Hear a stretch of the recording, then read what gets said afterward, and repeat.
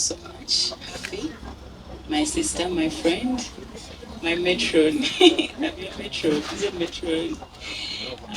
Thank you for taking the initiative of hosting Ndozangena support Uganda. Webale nnyo okubeera nga wakkiriza. Sandra, I really appreciate you.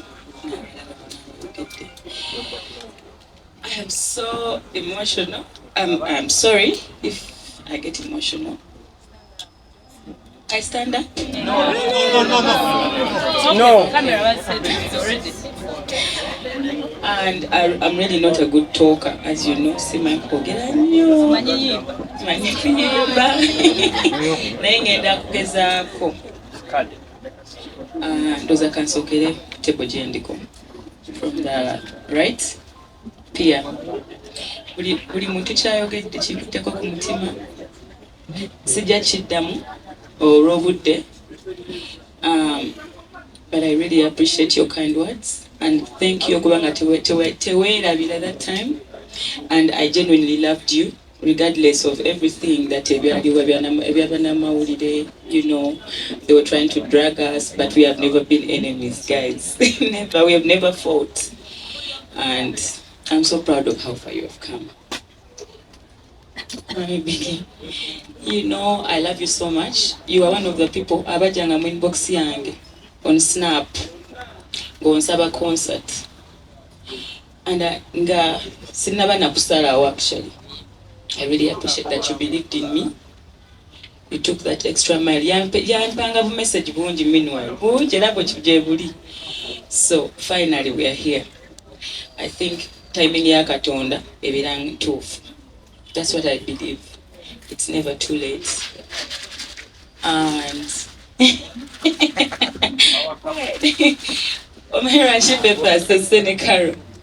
these guys are so special to me. Very special, yes.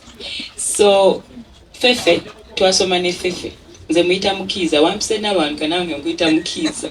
Twayita n'amannya ga Fefe. Twayita Gachika.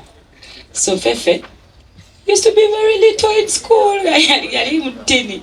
Ngali a class below me. Nali nga mu senior 3 ngajja mu 2. Ali mu 2 nengenda mu 4 like that. Twali mu O level. Ku Cityland College Matugga. Naye lamba bulira omuntu ng'agenda kuba star. Omulabirawo. Fa abali basinga oyimba ku ssomero. Fefe nga yakutaka ziddayo n'akuba rap. Mu Interact Club, mu biki era nga yasookayo. And we were very close. Very, very close. Omulala nti ali class below me. Alina confidence. Kabakwano bafefe kabali higher. Tomusanga na bafom below oyo gola. Mugezi. And I'm very proud of you, Fefe. I'm very proud of you. I knew one day we would make it. And today we made it. Look at how far we have come. Mukama mulungi. It was just a dream. Nze nalinga story jemba nyumizo no yabiraba bwe mba mulowooza tuba tulimba twalinga group nga ne twita 3 blue. Mayi bakinjaganya ba blue 3. Beba inspiring anga mweyo kwegamba mweyo style ebiseera ebyo. Bwe ngamba abantu twali mu senior 2 nga ba star.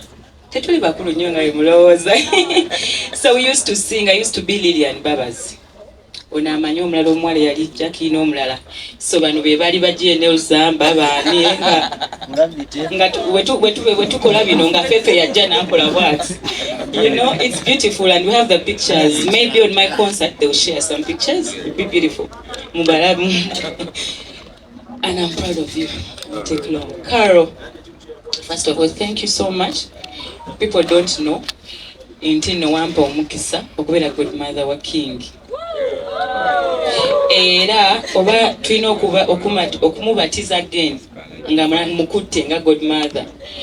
And Carol has a very beautiful baby boy. And I'm proud that you took that decision. Si changu. Like Mommy said, look at us. I wish I gave birth like 8 years ago. Ngadinga 23 or 22.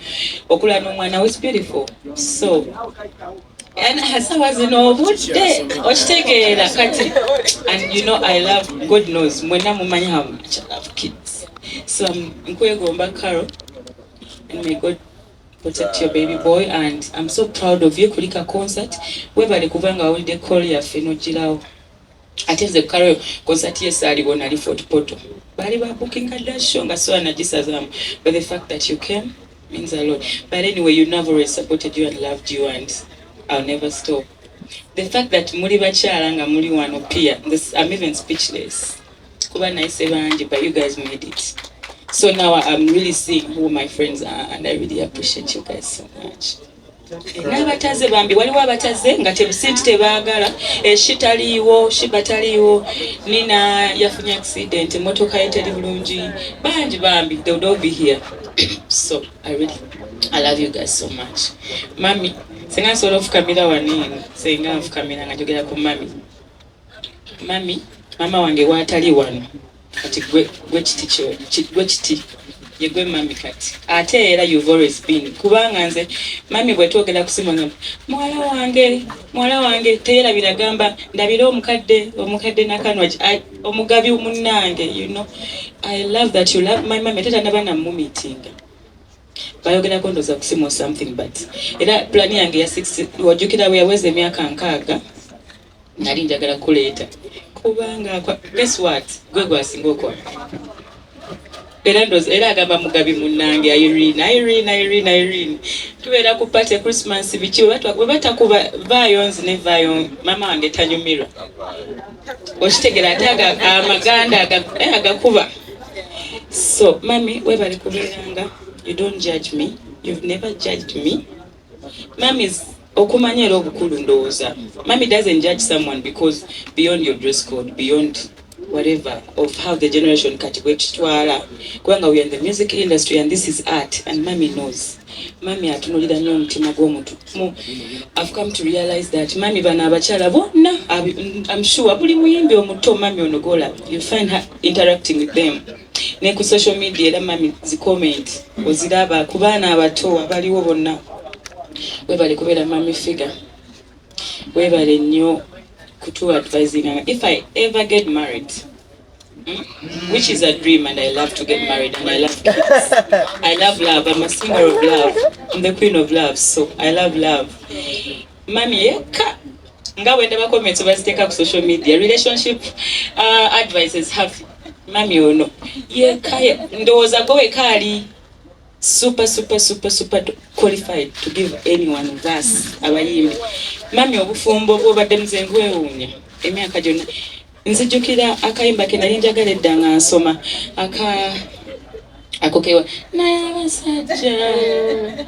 I know since I was really young. Mami kikulaga nti n'ebizibu byabaddemu na buli kimu mami has kept on tava mu bufumbo. This is a big inspiration. You don't know olaga abantu abamanyi nti abayimbi tebafumbirwa nti kisoboka era kisoboka amwetegedde ng'ofunye soulmate wo kisoboka. Mukama akuwangaze papa mwagala nnyo. I'll be so honored to see him on the show with you and the family. Petrina, everybody baagala nnyo. Mukama abawangaza akwogera emyaka kubanga oli okyali mbooko tolina gy'olaga kwagala nnyo. If I talk I'll take more forever, so I'm trying to okugendeza Chico ne Madrat njabagatta. I was a fan of you guys since you guys muchimanyi.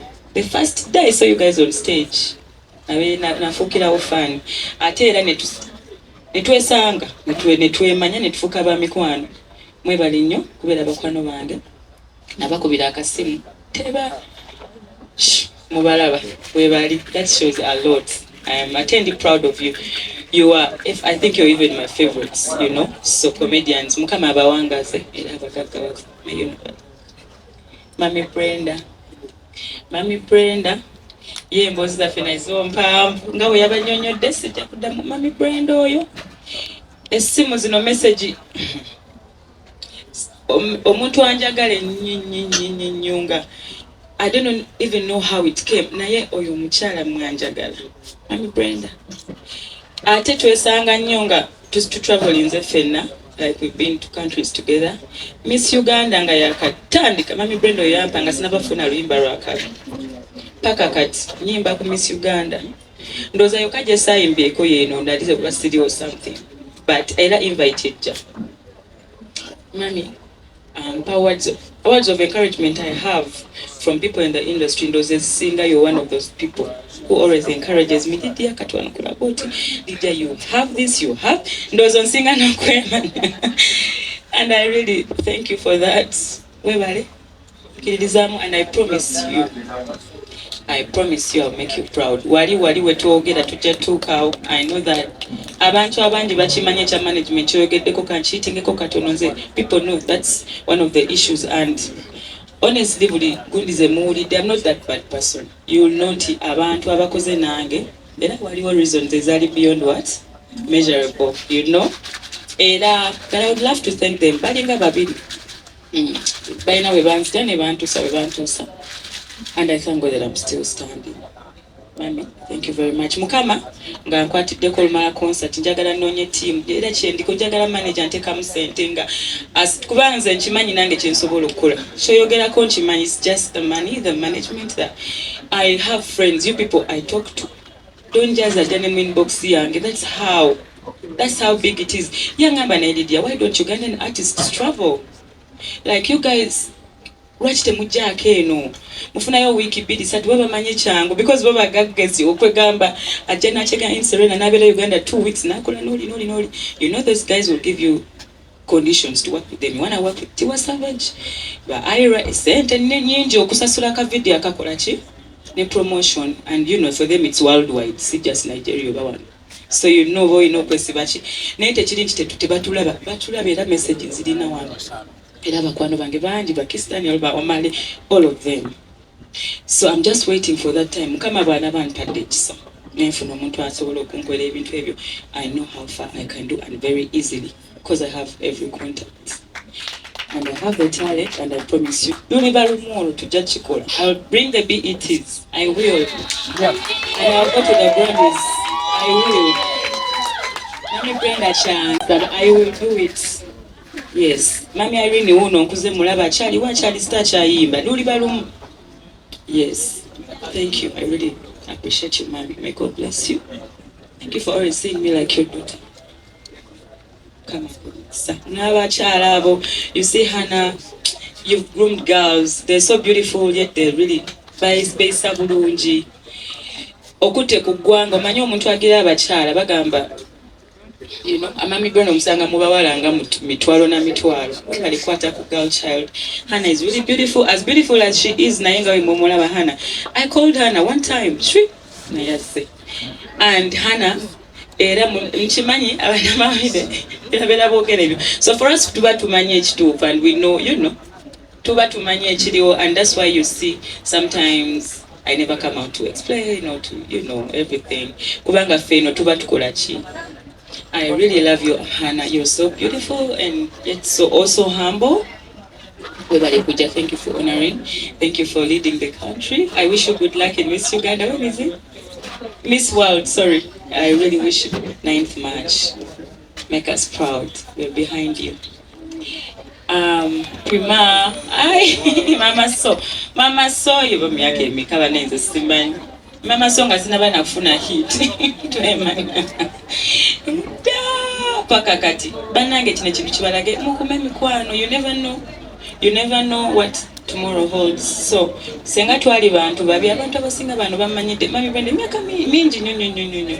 So it's very rare mu industry because you know people are here for the showbiz and for the kagamba mubimanyi naye. I really appreciate you, Prima. You've always supported me from day one.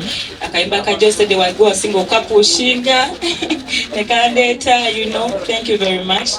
I'm proud of you and everything. You're a very smart business lady. Like she said, yes, Jimo Jagala Tolibi. Thank you for coming. I appreciate you so much.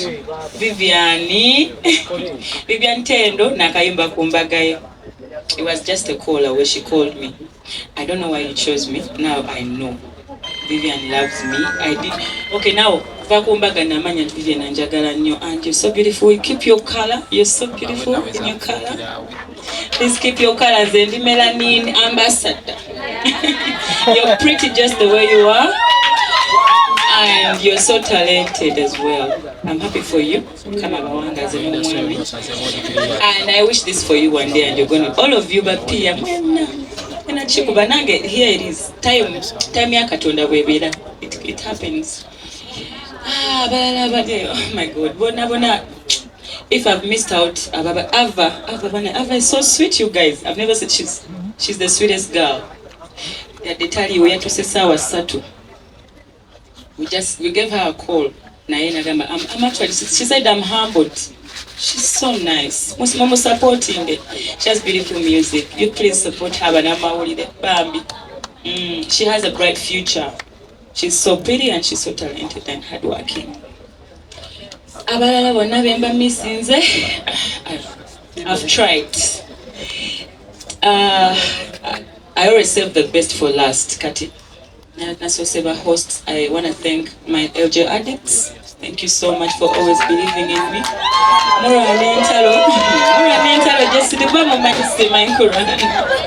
You know, simanyi kurana ekituufu nze osobola okunninnyako nenkuleka nenkwasa Katonda. So you guys fight the wars and I appreciate that.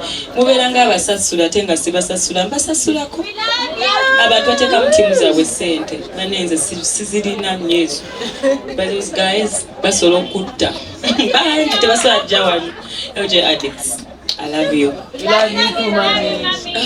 Now let me take the opportunity to thank the sponsors. So I want to do, kati me that's my own worry by the way, mami. Njagala abantu nga bwe banjagadde bwe bati ne banneteekamu obwesigwa nkole ekyo ekigwa muki kye basuubira, and I am going to do my best. I promise. Thank you. The media. Nange badde ndudola media nje wet. Banange mwebale mba mikwano. By the way, bachogedde without the media, some artists don't know. We are supposed to make these people our friends. Kubanga with the music, be batweyongerayo mileage eyo, you know, to be heard out there. So I try my best. I'm not perfect, but I try. When bansanze gwemanyi UG all start wesanga da myaka nga nkigatwa katandika TNS, you know, banji ba Ibra mwena mbiti babisola bamenya nemba malayo muli banji naye. Just know that Lydia Jazimine with the media, I really appreciate you guys. I don't take you guys for granted. Thank you for honoring this invite. Nemubeerawo leero kati nenda kusembyayo before I say out about the show. Nenda kusembyayo mbanyumize ka story Jazimine Mumulabwe. Nze muyita the baddest promoter right now. The baddest promoter mu Africa n'emidirano. This person believed in me. Mumanyi story je nabagamba nti waliwo omuntu ayagala okumbukinga ne bamugamba Lydia. Lydia, oli yamugamba Lydia Sekati. I think that time when nakwera kapesa and is it after COVID? Immediately after COVID or before COVID? I don't remember. Naye that shows you kati nti mami omwami yajjanga tewali yamukubira yayita meeting ne manager nalina namugamba njagala tegeka Lydia nga teyebuza nga talina kyamusabye talina septanachi oli namugamba Lydia tanabatuuka muleke kati nze omwami oyo yakwena ngamba sabimanya that time nakabimanya kati bwe mu meetings at this time okujja on board. So nze yangamba sirabangako muntu atandinga offer eya promoters okuteekamu okutegeka omuntu kubanga we yandwadde Freedom City kalinga abalala bazikuba n'obuyimba kayimba kamu, you know. So nangamba sirangako manager ko promoter nga agenda oteekamu buli kimu nangamba naye tofaayo. This time mwe musanze we namanya ebintu ebyo by the way sabimanya tetumanyanga bintu ebyo wobeera mu management. There's so many things you don't know, and to make it proper with the management, I've never had any issues okugoba any manager nti nkugobye nkoze hit genda nti oba okoze otya banaye babwire bamanager abakwata abayimbi bulungi professional basamu ekitiibwa mwebale si kyangu naddala fe abaana abawala bafaanana bwetu si kyangu mami ng'ate musajja mbeebaza era mbateekamu ekitiibwa buli alina promote omusajja ng'ali professional, and I mean professional, ng'akola emirimu ng'ateekamu mukama alimpayo omu bw'atyo nange and after the concert kiriko nnyo because ngenda kuta album bagita the one and only, and it can go, if I listen to it I get chills nange nze kennyini. I start even worrying how I'm going to release it. So I hope one day I can get them. I went to Anotandikira Mami Kuchiri. I have the most beautiful album that people will listen to this year. Anyways, good day about I haven't forgotten anything. It's too much. Thank you to the Batimba birthdays and Simply Cocktails. Thank you. This is so beautiful. So on about my concert, Medita Firstborn, it's my very first concert. I don't know how to really explain the feeling. It's mixed. It's excitement. I tell it's scary.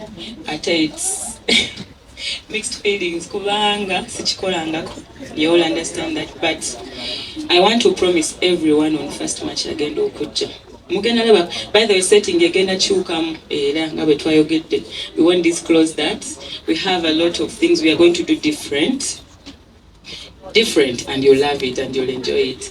Just Jagarabasaba Muje, Bana Munabadi, Mugule table, Abayimbi, Basaba Mugule table, Muje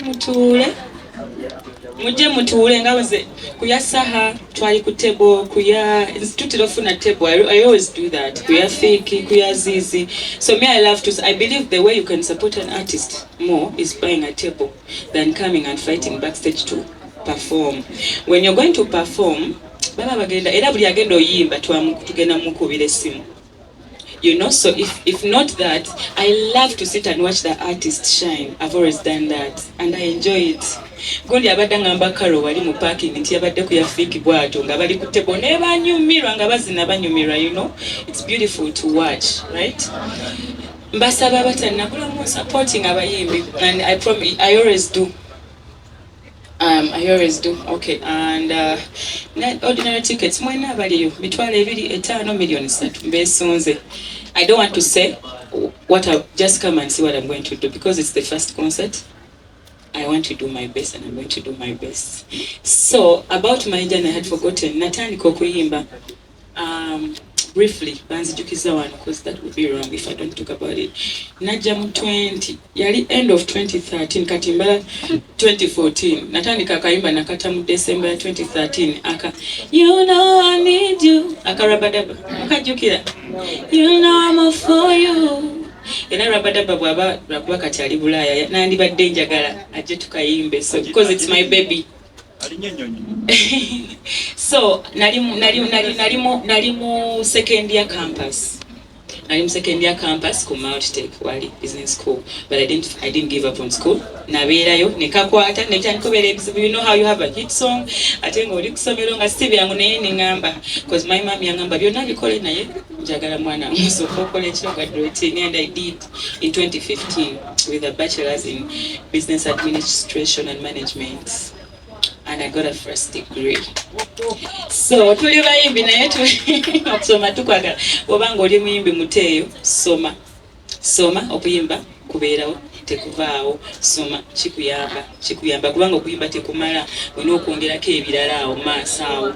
So bwe najja nenzijaawo semwe nenzija nkubanja I was a backup artist of Reddy and Weasel when I was in campus.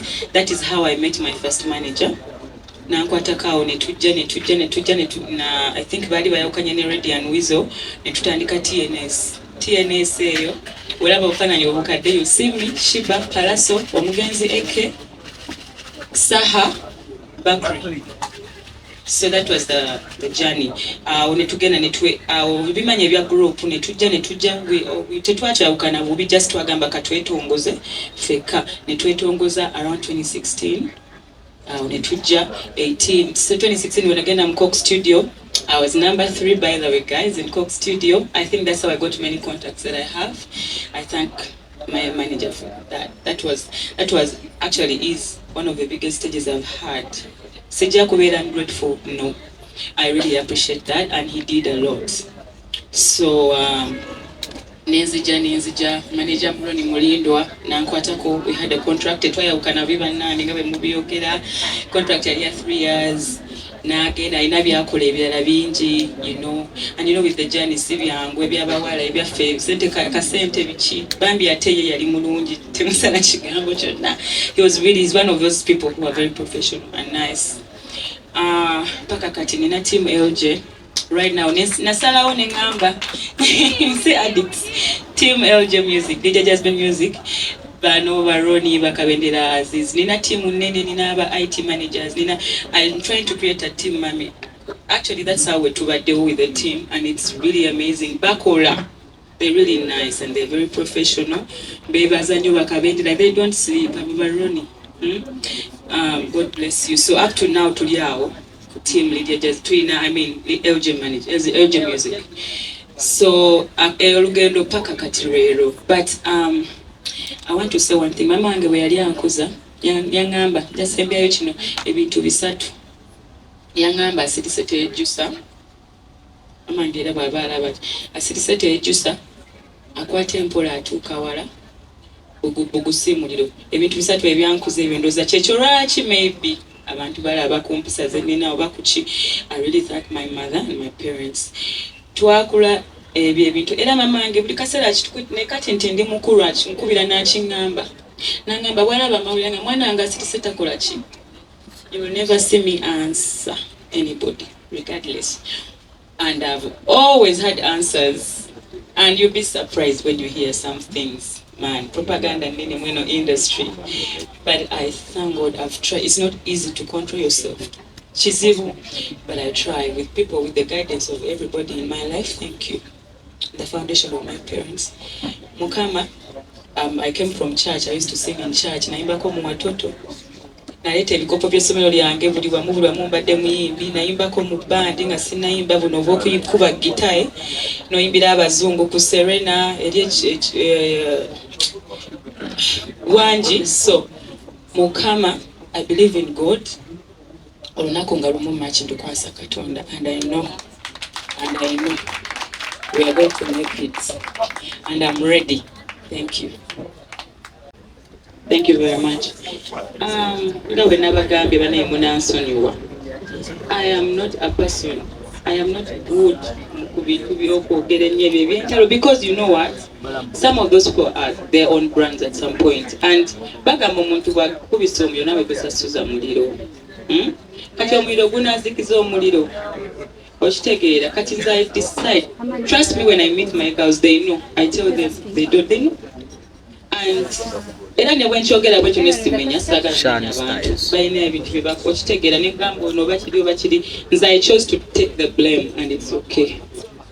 Oshitegeera I chose maybe Lydia tamanagingika oba muzi oba ali biki it is okay. Abamani obalabe bamani ate nze neemanyi kyekisinga obukulu ne Katonda saagala ntandike kulwana n'abantu ku media senga banaina lwana tate sisobola. So tubaleke mbiti byabwe but I already advised the young artist bakimanya abawala temukimanyi wa mapia they know. Yes they know. Nabade yabajja please get calm when you have talent top up. Labira kunze toka pa ono akusabe no manager gundi jango onchaileko no genda I mean but bamanyi I saw someone saying bobansabe okuje waka you know nga ina promoter mukolera oba DJ oba I don't know that's the word. So bambi nedda if you anyway when you're here for the business and the passion you can always make it. Feturanya we've made it and we have not been used like that. So keep your head up. Atin, we recognize.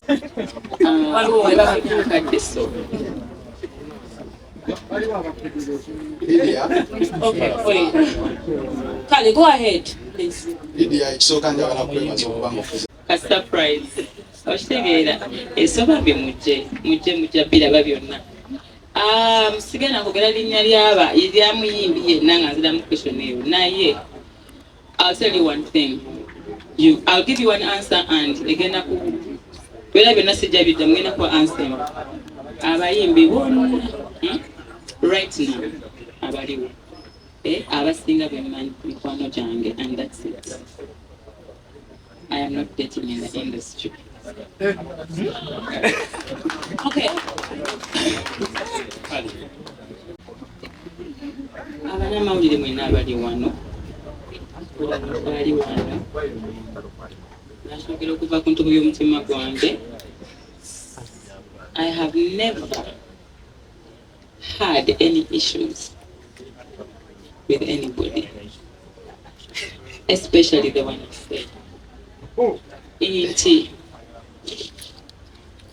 Ngabo nabanyonyodde nti propaganda mu industry mungi, and reasons why I don't explain myself bye bino ngabo obiraba nti balina families, I respect people, okitegeera abantu balina brands nga bwe nagambye, sagala pickinga ku bantu ate malenjo male, you know. I love every artist. I love them. I support them. Never seen a meeting. I've never had any issues with anybody. And I wish Rema in a concert, I wish her the best. Support her. Ngabiri musatu. Mali, Ngalumu, Mujeko African. Kusheraton, that is 23rd. Ngalumu, Mujeko Africana. We have enough space. We have enough love. We have enough people. Fans banji. Yeah. They love us. And you, oja kwesanga abantu bonna abasinga ave wono yadde wasaha yagende walutalo yadde wa Jazimine. Yoloza baba bashuka. So, I wish Rema the very best. If I had no concert, I would have attended her show. Rakubanti nina concert, I cannot attend. Wow. Actually, I like the question. Actually, yes, I love the question. Yes, I was I think when I in a management, Nagenda for South Africa book studio. I think in 2016, and he's very right. Right now, nina concert wekwa njagenda kola extras in like 2 hours. Like I said earlier, I think God's timing is always the best. I cannot also know. Bantu bala mu studio so bali bagala nkolechi. Bali bachagala. Maybe tezamala, tetwaina teyina zikola chi. And now, remember tena lintandika butandisi. I only had like a few songs then. Kati right now, honestly, I have many songs. I'm booked almost every week. Naete mwena bilanti abayimbi tubane responsibilities, you people. Personally, I take care of my family. Personally. Kati, I'll tell you that. Not my mother, not my dad, not my siblings. And then also their kids, most of them. I have my nieces, my nephews. And guess what? I'm happy doing that. I cannot be nasobola okuleta ka physical term nesitakaleta ndeke omwana wa muganda wange aleme kusoma oba mama aleme kunywa ku mata okitegeera. This is now kati nze mama mwe muba mulaba abayimbi ne mulooza balina ssente naye makwano ebiri emabiga. I have an adopted daughter. Nze siri muntu wa kamera bingi bye mutamanyiiko. I have adopted daughters that I take care of kuva ku scratch nabajja mu orphanage. I just don't put them in the news. Mwamulabako Lumundo za Maria Mata. The day when namufuna ngaka baby kaine ebiri nyingi. She's so pretty, she's so beautiful. And music videos abayimbi basobola okuddamu ekintu ekyo. You people, music is expensive. Temumanyi osobola obeera booked. Naye nga kati nganze kye nabaganya nti netaaga nina team, yes, naye era nze kyenkoze kyenkola kyenzizaamu team si yeteeka mu ssente ate nga ate bo be bali ku payroll balenda omusaala. Okitegedde ekintu ekyo. So you people bingi kakati awo omuntu waliyo aba Nigeria balina n'Abatanzania bakikola kati. Actually Rwanda ekikola kati balina abantu mu state, balina abantu abatandise funding abayimbi. I've seen Rwanda, I've seen President Kagame, you guys nga akutte ku Bruce Melody yasinga kati Rwanda. Do you know why? Bamutaddemu ssente anolimba ne Shaggy from Gab. You think kati nawe ngamba talina nnyimba tabeera booked? But now you see, waliwo ebintu bingi factors. Guy bamukuteko in a blow already. Oyo guy kati wakabi bamumanyi okusinga naye nga juzi ono Rwanda industry ebadde wet ati niyimbe oli produce naye kati batuli bati in Nigeria. Magufuli bwe yafa Magufuli Tanzania. Yali take a sente mbayimbi. I'm not saying president should don't quote me wrong. I'm telling you wali abantu mu state wali abantu abagaga bena sente ngazo ate munange bw'oteeka mu ofuna. Kubanga nze n'omala onteekamu oba n'oteekamu pia. N'okwata Karono n'omugaya n'omugaya genda okola oluyimba ne Chris Brown. But Davido, it's possible. They are doing it because of what? And you know how much money they are bringing in the country? Omanyi tourism wedding in Nigeria. Omanyi nti Nigeria katwena n'Abamerika babakola matikati. Why? Bamanya trick. Bayina bagaga. I know guys I follow. Look at Don Jazzy. You think it in nochi. Mugaga. Ateka maba ayina bayimbi bameka bakoze. Nayo manyo mugaga waliko afuna. So people forget music is a business. I wish we have people who know that music is a business. Tiwenteka moyo Lydia na blowing anagena naimba wali eline ku ofuna na $1 million tugenda vani mu shillings. But okweko togero oku. Honestly, abayimbi tebazina tibajja bagamba. And that's the fact. Nyo kwetonda kureche cha King Saha tekijja kuddamu kubeerawo. Mumanyiza asingayo okwagala okupakusa. Era mbeeteekako nnyo nti wompereza message empakuka kikyo ngamba. So tubadde tusaba nti ekya tags okuyingira mu Lydia Jazimine to be worked on a day before. Engeri gye tugenda obeera n'ofenna ku Africana njagala mujjukire ebigambo byabwe ffenna tubawe tags ezibayingiza so that ffenna tuenjoyinga omukolo mutusonyiwa ebyaliwo tebigenda kuddamu kubeera. First of all, Radio is my favorite artist. Gone all around is my favorite artist. Secondly, I was very lucky. Trust me, I think high school. Radio, now a chance. Backup artist. You people, do you know Ngowego Mbomuntu? Atona kaimba nakamu. Actually, ka story kaliwe kati. Waliwe yaja nanda banga nkuba. I'm gonna make it brief. Nga nyimba ku some hotel where Serena. Yeah, Antoine nangamba, this girl is good.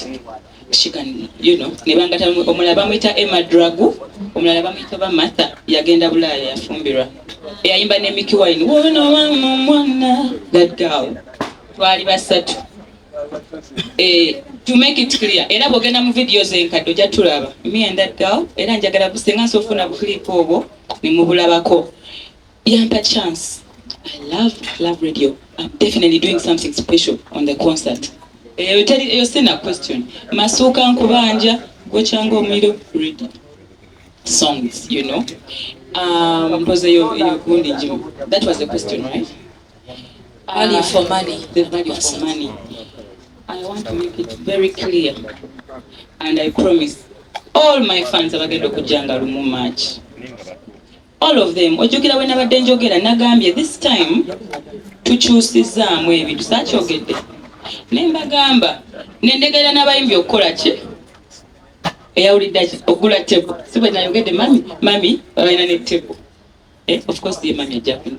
You people, I don't want to tell you na yeche jagalo gamangenda ku stage sawa big. It's my first concert, but it's first born, yes. So first born nina okushowcasing me. I know that very well and I appreciate that question. Unlike era bane bya concert naba yimbite mbanenya nnyo banange bitu ya concert ebyo sibya ngozembera backstage mbiraba naye I promise you maximum security byange bigenda kubabya. Mwali kunkuka mwalaba we baleta aba red top ne babiranga bebatwala ku stage. Kakati, if it means me doing that, for me to have a very organized stage, I will do that. And for me to come on time and showcase. Natati wako, zasoka sidi wako, siringa uli utami, bambi mubela fani, nzene samu kumane, nyirira chimuli kutale, njagalanga wene yagala, so singa kwewe yagala, matiranga wene matira, so singa kwe, njagalenga wene yagala, so singa kwewe yagala, umatirenga wene matira, so singa kwewe ne.